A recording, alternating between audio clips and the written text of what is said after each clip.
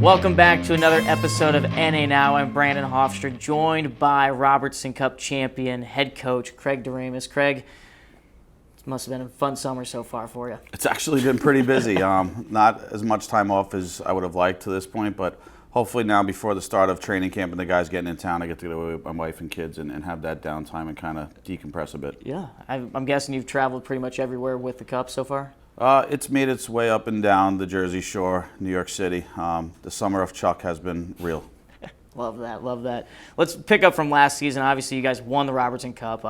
You were a team to be messed with, or not to be messed with, I should say, all season long. But kind of just put us in your shoes from the start of the season till finally walking off the ice for the last time. Yeah, I think when you talk about our year, it's not one that was smooth and always on the upwards. We came out of Blaine and we were really struggling. We had a lot of identity issues in terms of who and what we were as a hockey team. And I would tell you that went from the top down. Even as coaches, we did a lot of reflecting about what had we done wrong to get to that point, and then obviously what did we need to do to improve the hockey team moving forward.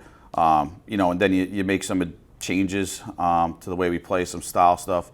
And then you go and you acquire some special kids who come in and give yourself a chance to kind of not only evolve as a hockey team, but first just identify who they are and then kind of build from there and go.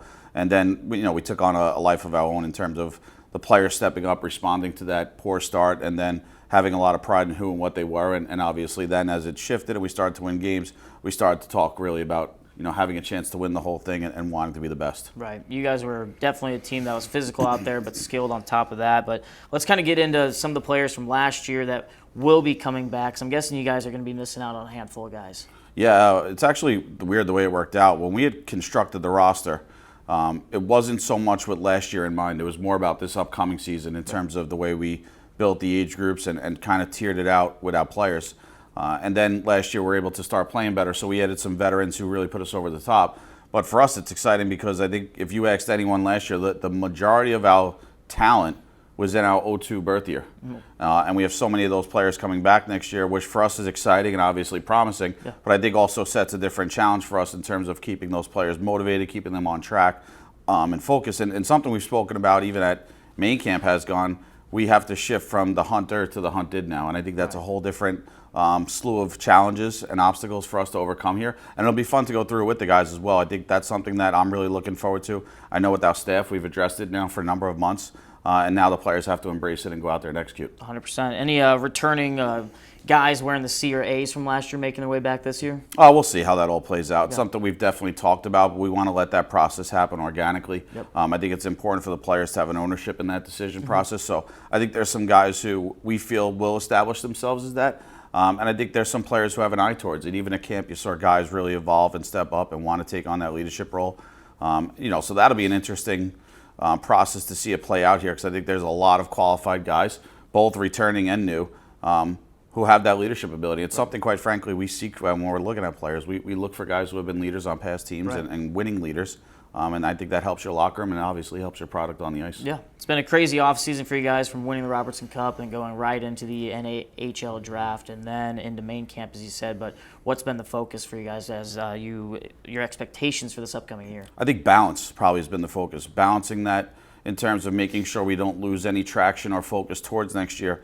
But at the same time, with the players and especially with my staff, having that balance in your life, I think it's so important that you have to get away from the game and kind of hit the reset button, refocus, and almost re-identify why you do what we do, right, in terms of helping the players out and pushing them on.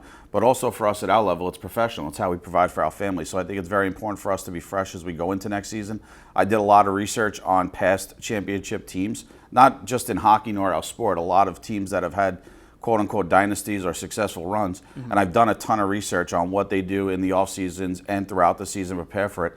And I think the biggest thing you have to avoid is that burnout feeling early on, especially because that could quickly become a hangover, right? And then you're just dragging your feet all season long and trying to catch up. So that's been the big focus for us here. And with the players the same way, we told them right away, like, get away from the game for a little bit, enjoy the cup, enjoy the win. We want them to keep lifting and eating right and training right, but I want them to get away from the game. And even as we broke main camp last week, I reiterated that to all the players. It was so important to just get away and kind of decompress and refocus on what we're about to go through for the next 10, 12 months. Definitely. Showcase coming up right around the corner. How excited are you? There's a big rematch in that as well as you guys will take on the New Mexico. But talk about the mentality going into this season. I think for us, it's just, you want to talk about the struggles we had last year when we were there. I think you have to use that as motivation and kind of learn from that experience. I think that's a big part of evolving both as a coach and as a young student athlete.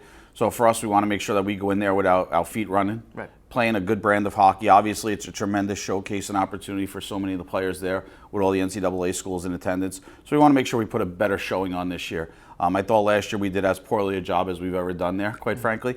We won one game. I don't think we were extremely competitive in the other games at all. I thought we were outclassed and outmatched. So for us this year, we want to make sure we're better prepared for that. And we'll talk about the opportunity with the players. I think it's kind of a weird, tough talk you have to have with them because they all know the eyes are on them. They know the attention's there. But I think for us, we always talk about a rising tide lifts all boats. Yeah. The better we look as a team, each individual player we put on the ice that day will look better in the eyes of the people who matter.